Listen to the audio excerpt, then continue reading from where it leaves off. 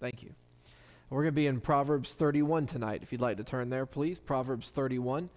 And this is a very familiar passage to many people. It's a favorite of many people. We hear Proverbs 31 on Mother's Day. A lot of times it's a good Mother's Day text. A lot of times we hear it at funerals for godly women where we say that was a Proverbs 31 kind of lady. And so this is a text that I know, especially to ladies, is one that's kind of important. It's one that has a lot of meaning to people. But this is not one that's just for ladies. This is something that we all can benefit from. But I want us to think tonight, where would we be without those godly ladies in our lives? I know it's not Mother's Day, but if you will tonight, let us think about those godly influences that we had, whether they were mothers or grandmothers, aunts, nieces, even Sunday school teachers, women in our lives that had some kind of influence on us. They taught us in school or they taught us in church. They poured into us and they were a big part of our upbringing. I know many of us are grateful that we had some people in our lives that have done that for us, whether they were kin to us or not, or whether they were people that we knew from church or down the street or whatever it was. A lot of us have people, and you might even be picturing some, maybe they're in heaven now, but people that we're grateful for because of what they've done for us.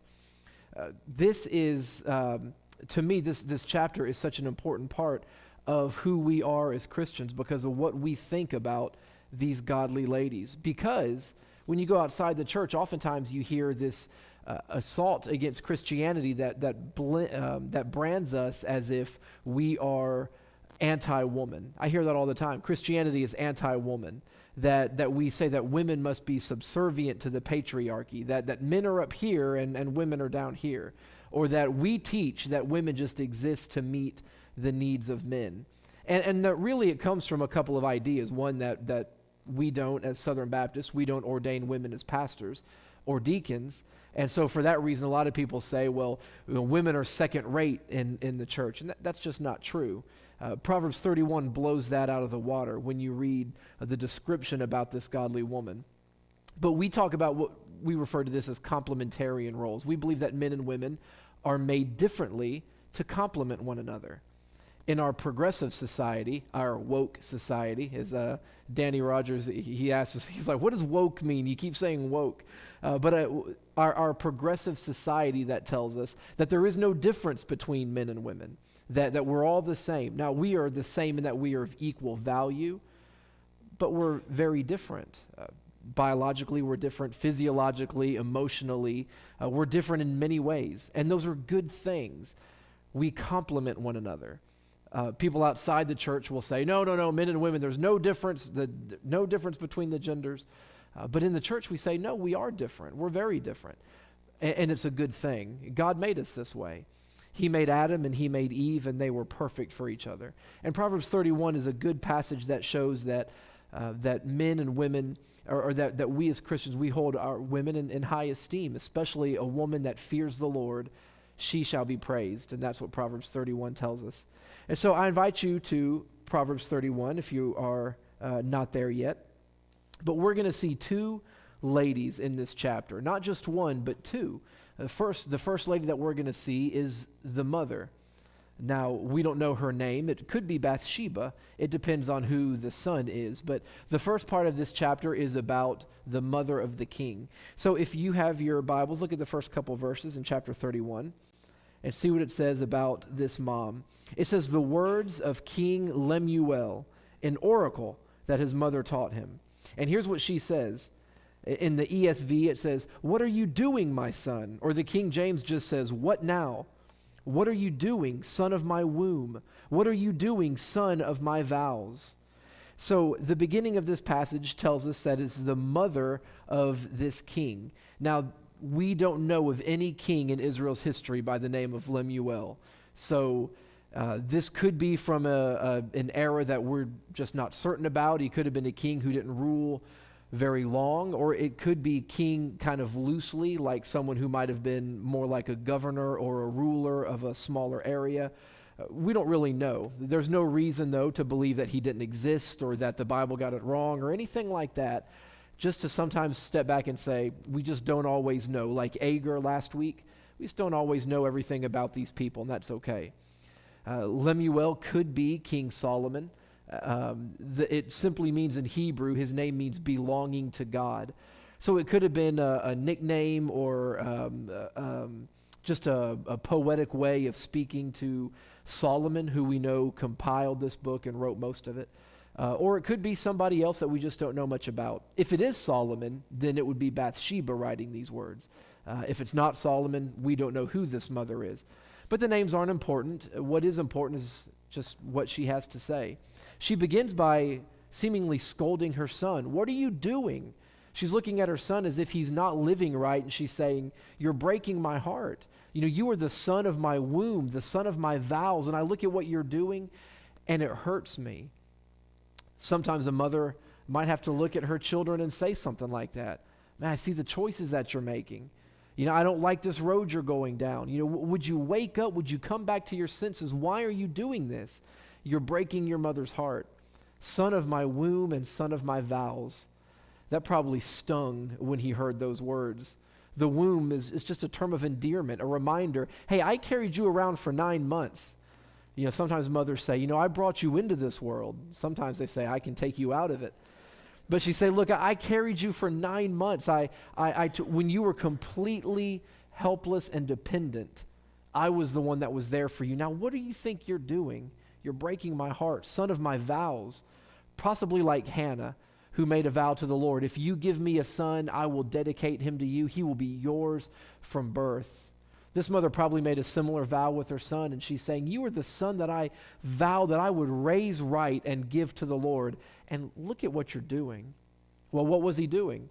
We kind of get the idea from the next couple of things that she says. She gives us 3 indications in this motherly advice, almost from her broken heart, of what her son was doing. First, she says that he needed to be careful with women. In verse 4, verse 3, just this one verse, she says, do not give your strength to women, your ways to those who destroy kings. This does not mean that women are bad and must be avoided. Quite the opposite. In fact, what we'll see in the second half of this chapter. But what she's saying, be careful with women. Don't give your strength to women. She's reminding him that the wrong kind of woman must be avoided at all costs. If we think back when we started the book of Proverbs back in January and into February, we saw that Solomon was telling his son these same things. Watch out for the adulterous woman, he said. Don't go to the house of this woman. You be satisfied with your wife, but you watch out for that woman who butters you up with her words. And so I believe what she's saying, don't give your strength to a woman. She's talking about the wrong kind of woman. If he was married, she's saying you be true. If he was single, which I believe was the case, she's saying you need to stay away from the wrong kinds of women because they will not be good for you. Giving his strength to women could lead him to ruin. If he had a godly wife, then he would not compromise his morals with someone like her. So she says, be careful with women, but then she says to be careful with wine. Verses 4-7, she mentions alcoholic beverages here. She says, it is not for kings. That's why I think he was an actual king. It is not for kings, O Lemuel. It is not for kings to drink wine, or for rulers to take strong drink, lest they drink and forget what has been decreed, and pervert the rights of all the afflicted. Give strong drink to the one who is perishing, and wine to those in bitter distress. Let them drink and forget their poverty, and remember their misery no more. She's reminding him that as a king, strong drink is beneath him. Now, there's people out there that are going to drink, she's saying, but you hold yourself to a higher standard. You need to be careful with this stuff, lest you drink and forget who you are and what you're supposed to do. It would be bad if a king couldn't remember the laws. Said if the laws can be far from your mind. What if a king got so drunk or messed himself up through drinking that he couldn't remember what the law even said? He was judge, jury, and executioner in those days. And so the king could just say, off with his head, he broke the law. And somebody might say, Your Majesty, he didn't break the law. She's saying, look, if you give yourself to strong drink, you might forget the law yourself. I know none of us are absolute monarchs here, but isn't that exactly what alcohol does to us? Just the same. When we drink, we forget. What do we forget? Well, we might forget how many we've already had. That's something that's always a problem. How many have you been drinking tonight? I had one or two, and there's like 15 empty bottles right there, right? I don't think they're lying. I think they've forgotten. When you start to drink, you begin to forget. You lose that ability to make wise decisions. And so I know so many people that say, as long as you don't get drunk, it's fine. And, we can debate that till we're blue in the face. But the problem is, when you begin to drink, you lose the ability to know when to cut it off. You lose those inhibitions of saying, I think I've had enough. I'm about to cross that line into drunkenness. Well, it's hard to do that when you've got a few in your system. And so, like this wise mother saying, look, stay away from that stuff because you might forget and then end up making a big mistake. Most major mistakes that people make are under the influence of alcohol. People wake up and don't know what they did, or they regret what they did, and they say, man, if I had not been drinking, I wouldn't have been there, I wouldn't have done that, it wouldn't have turned out like this. And so I know you might be one of those that says, I can have a drink here or there, and you know what, if that's your position, I would just tell you to be very, very careful, because 1 turns into 2, and 2 turns into 4, and before you know it, you find yourself in trouble. She says, now look, those that are dying, let them drink. Well, what does that mean? They didn't have morphine back then. They didn't have Tylenol, anything to deaden the pain. And so when a person's on his deathbed, hey, load him up. Do him a favor. She's saying, you let those that are perishing drink. You let those that are miserable in their poverty. She's saying, you let the people out there drown their sorrows. But she says, you hold yourself to a higher standard. We can't control what the world's going to do, but we can have standards for us. And so I imagine this mother is saying, you're breaking my heart, son. I see you running around with women. I see you spending too much time at the bottle. You be careful with women, be careful with wine. And then she says to be careful with those that are worthless. Verses 8 and 9. She says, open your mouth for the mute. Or in other words, speak up for them, for the rights of all who are destitute. Open your mouth, judge righteously, defend the rights of the poor and needy. Society would say these people are the lowest of the low. They're worthless in society, especially back then. I mean, there was no support system. You were blind or mute. You had a disability. You were crippled. There was no government assistance programs or anything. You just became a beggar, or you were a burden on maybe somebody that loved you enough, but you were a burden on them, financially speaking. People needed to take care of you. They would be considered the worthless in society, but she's saying, here's what you should be doing. Rather than chasing women and getting drunk, you should be going out of your way to assist those people that society has forgotten about. The outcasts, the down and out. Speak up for them, son. Use your position of influence and do something good for them. Again, we're not absolute monarchs.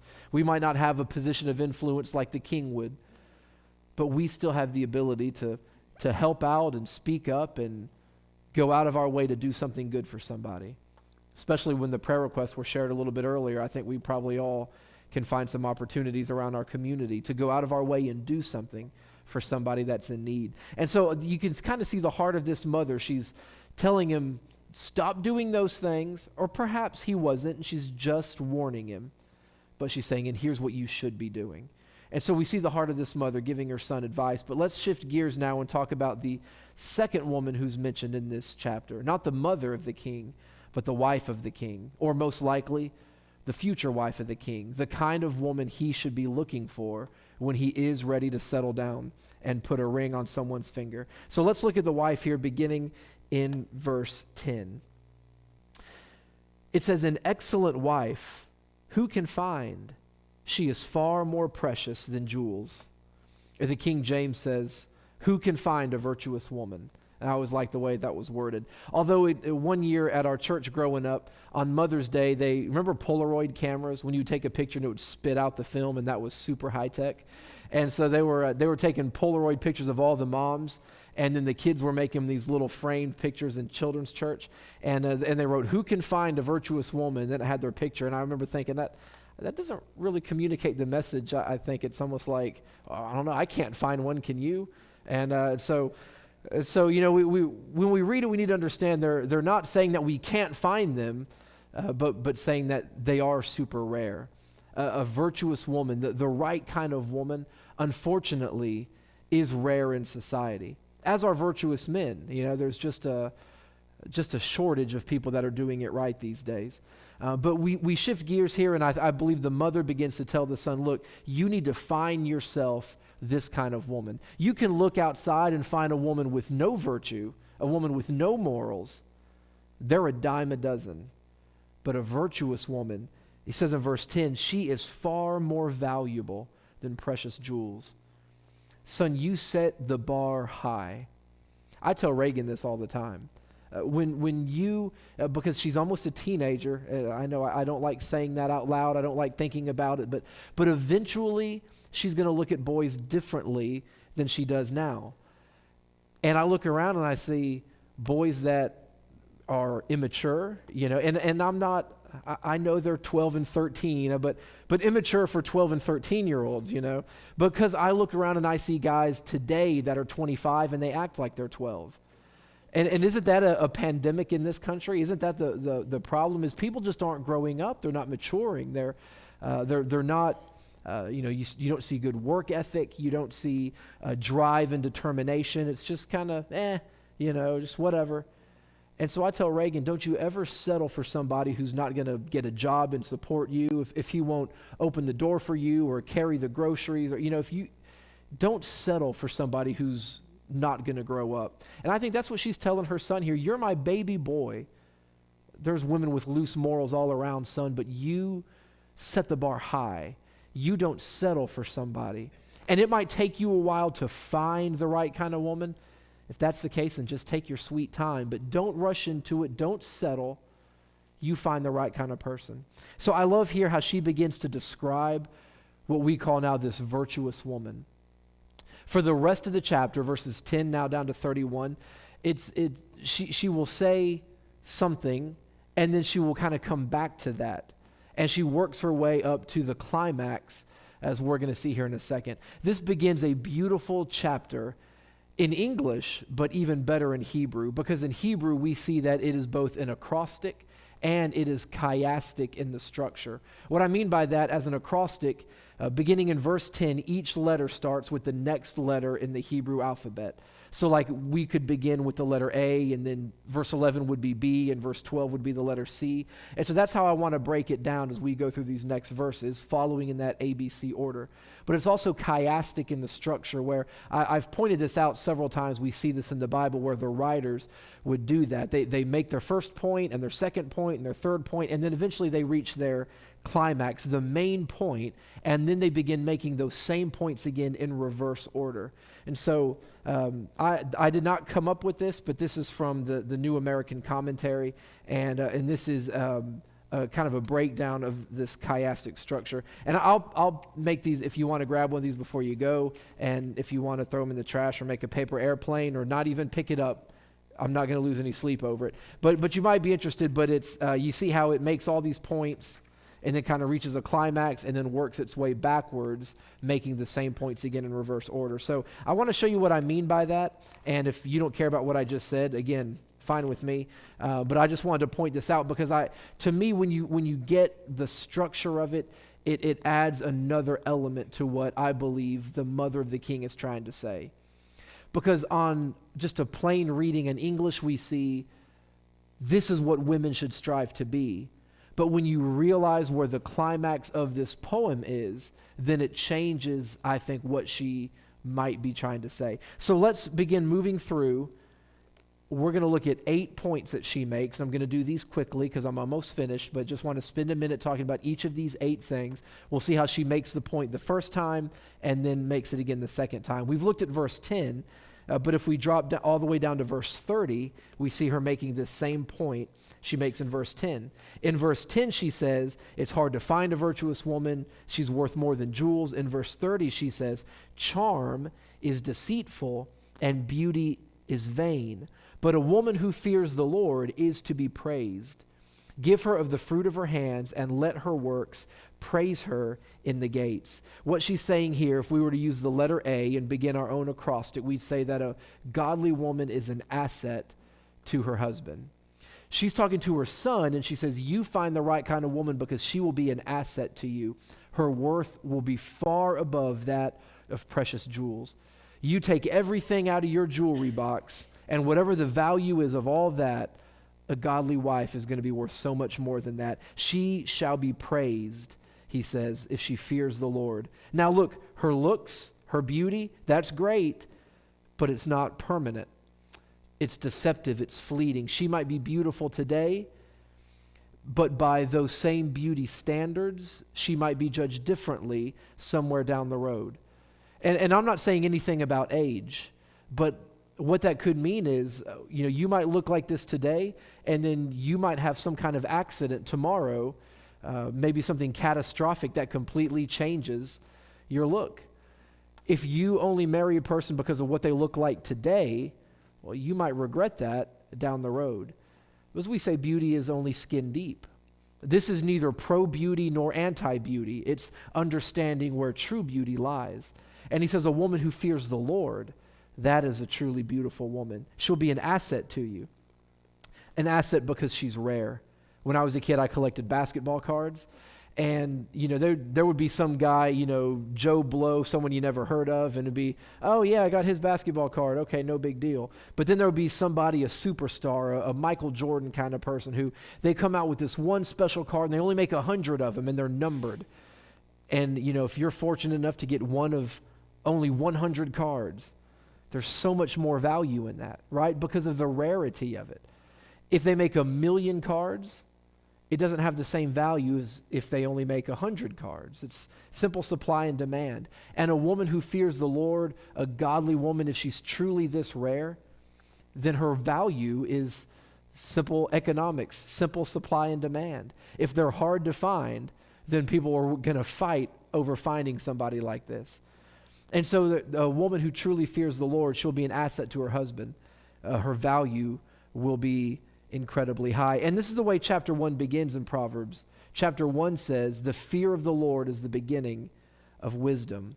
But then the book ends in that final verse by saying, this woman has found wisdom because she fears the Lord. So she's an asset to her husband. Next we see that she's also a great benefit to her husband because her husband can trust her. Verse 11 and 12 says this. Proverbs 31:11 says, the heart of her husband trusts in her, and he will have no lack of gain. She does him good and not harm all the days of her life. Then verse 28, it says, her children rise up and call her blessed, her husband also, and he praises her. Many women have done excellently, but you surpass them all. His heart trusts in her is what that literally means in Hebrew. Isn't it great when you can trust somebody? When there's no secrets, you're not pretending to be something that you're not. You can let your guard down. You can be yourself. And she's letting her son know that if you find a woman who you can trust, then you can be yourself and she can be herself, and there'll be nothing between you, but you can truly be joined together. What a great benefit that is. Otherwise, you're constantly suspicious. You're following her around. You're always trying to see who she's been talking to, where she's been going, who she's been with. But a woman that you can completely trust, what a benefit that's going to be to the husband, but also to the children. Her children rise up and call her blessed. They're proud to be her children.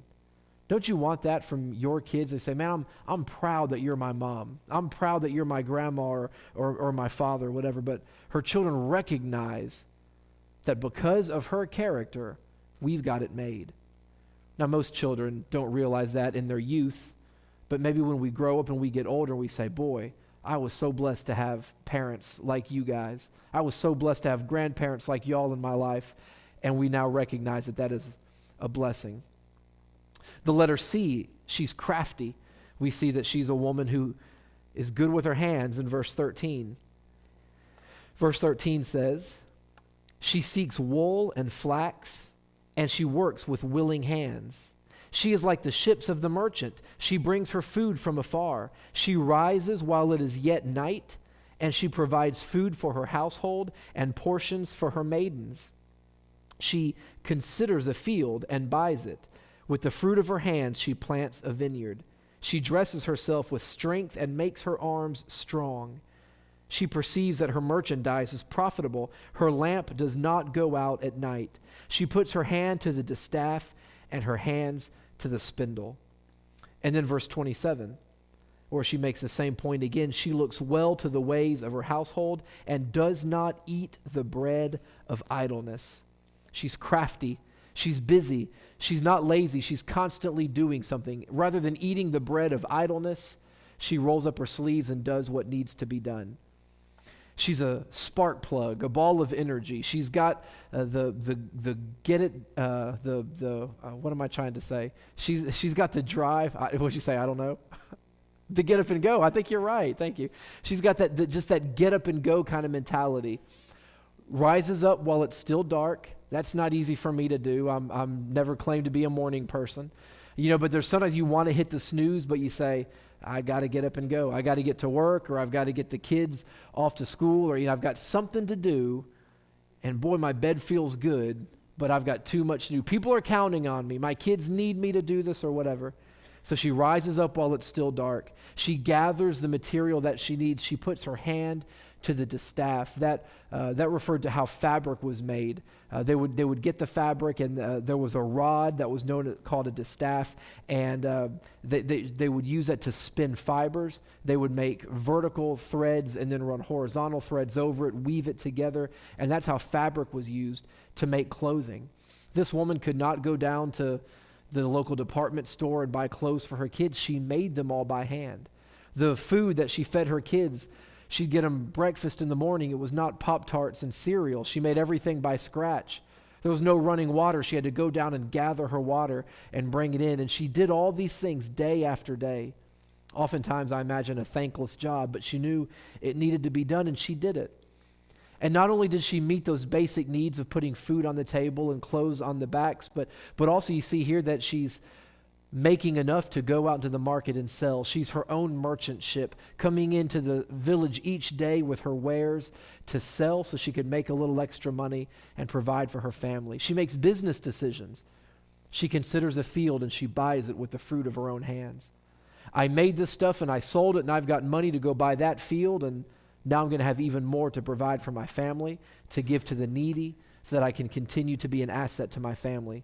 She's crafty, but next she's also devoted. She's someone who's devoted to her husband. She's also devoted to those that are in need. Verse 20 says she opens her hands to the poor, and she reaches out her hands to the needy. Verse 26 says she opens her mouth with wisdom, and the teaching of kindness is on her tongue. She's generous. She takes care of her family, but she never shuns the poor.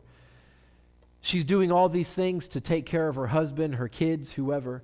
But if she sees someone else that's in need, she's going to make sure that she has enough to take care of them as well. She's known for her generosity.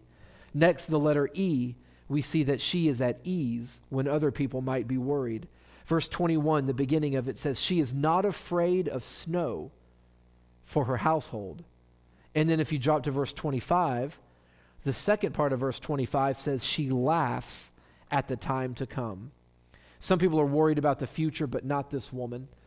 She can face these challenges because she's planned ahead. She knows that she has gotten everybody ready. The snow is coming, but because she put her hand to the distaff and because she was making this fabric, she has provided the warm clothing that her family needs. The snow might be coming, but she knows she's gathered food and she's put it away. She's, like we might say, we've canned it and we've stored it and we've got enough to last us. And so when other people might be worried, she laughs at the trouble ahead. She's not worried about it. She's able to rejoice and be at ease. Next, we see her fashion is mentioned. Verse 21 we looked at, the second part says, all of her household is clothed in scarlet. And then verse 25, the first part of it, says strength and dignity are her clothing.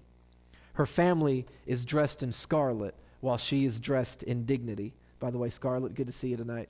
But we think of the color scarlet, and that was a color often reserved for royalty because certain dyes were needed to make this color, and that again made it rare, which made it more expensive, and very few people were able to afford it. But this woman clothes her children in scarlet.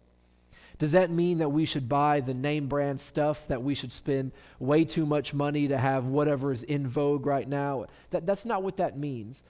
That's just a poetic way of saying that she is going to do the best she can for her family. It becomes a metaphor for her generosity and for how well she takes care of her children. Because it's mentioned actually in the same verse with snow. It's mentioned in the connection to the snow. Then we think of these the clothing as also being warm. Not just that it was scarlet, that it was beautiful, but that it was what they needed to stay warm in the winter. And then the dignity becomes a metaphor for her character. She's just a good woman all the way around, so much so that she's even dressed in it. Then the letter G, and then there's only one more, but the letter G, it stands for her gear, or the merchandise that she carries to the local vendors. Verse 22 says, she makes bed coverings for herself. She's a busy woman, isn't she? Her clothing is fine linen and purple. Verse 24, she makes linen garments and sells them. She delivers sashes to the merchants. So this is the stuff that she makes and delivers it to be sold. This is bedding. It's most likely Egyptian linens. That was the highest quality and still is. If you have linen bed sheets today or Egyptian linens, pillowcases and stuff you hear about. I've never had that experience, but I hear it's quite soft and good. And that's something that like 5-star hotels will brag about, their Egyptian linens. And that's probably, just based on the culture stuff, probably what this refers to, that she was making the highest quality stuff, and she was taking this gear down to the merchants, and she was selling it to them, and then they'd sell it to mark it up, but she was doing this to, again, make money for her family. And so we've been moving down the text and at the same time moving back through the text, and it all comes to a climax here in verse 23 as we reach the letter H, and it speaks of her husband. Verse 23 says this, her husband is known in the gates when he sits among the elders of the land. When we recognize this as being this chiastic structure with making all these points leading up to this verse and then working backwards from here, we realize that this mother is writing to her son, and we typically just use this to say, women, are you a Proverbs 31 kind of woman? And that's great. This is the role model for women. But we realize that her point is this. She's telling her son, if you want to be the kind of husband, the kind of man that is held in high regard, then you need to set your sights on a woman like this. The climax of the passage is about her son becoming a husband who's envied by all these other men. She's saying, if you want to be that kind of guy, then this is the kind of woman for you to look for. So this passage is actually a two-edged sword. Ladies, this shows you how to be a godly woman who shall be praised. But for the guys, it shows us the kind of woman that we should set our sights on. And so for the unmarried, which I think as far as guys here, I don't know that this applies to any of us being unmarried. We're married, but the idea was this is the kind of woman you should set your sights on. And so you see how it goes both ways. This passage becomes both for men and women. It climaxes in verse 23 by saying that the husband would be well known when he sits in the gates. When he goes out in public, you know, when he is doing his business, when he's interacting with people, she's saying that he would be well known, he would be well thought of, that he would be kind of the envy of the town. This woman does not overshadow her husband, she enhances him.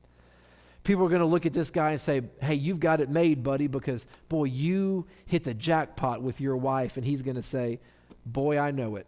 You know, God was good to me when he brought us together. And so we see this compliment once again, where she's a godly woman, but he's a godly man, and they are good for each other. And that's what we should strive for as spouses, that we should want to make our spouse look as good as they can. This woman would take great pride in saying, when my husband goes out in town, boy, everybody knows he's a good man. And she does her best to make him look that way. And husbands should do the same thing. Should do your best to make your wife look as good as she can. Sometimes, though, we're throw them under the bus so we can make ourselves look better. You ever do that? You know, sometimes it's, you know, maybe you carry something into the potluck on Wednesday nights, and, you know, maybe your spouse made it and you take all the credit for it, you know. It's like, oh, you know, someone's like, this is delicious. Oh, thank you. You know, I'm glad you enjoyed it. You know, but say, hey, no, my wife made it or my husband made it. You know, give the credit. Do something to make them look good. But some people just want to look as good as they can. But I think we all look our best when we try to make our spouse look even better. So I love this passage because it shows women what we should strive for, and men it does the same. And it lets us remember that we complement one another, but at the end of the day, whether we're men or women, it's a reminder that beauty is fading, that charm truly is deceptive, but for people that fear the Lord, those are the ones that will be praised. They deserve to be praised, and that's what this mother shares with her son. So this concludes the book of Proverbs, and it basically concludes the year. This was our 2021 Wednesday nights going through the book of Proverbs, and I've enjoyed it. I hope that you have. And any other prayer requests or anything before we dismiss tonight? Any announcements or anything before we go? I do want to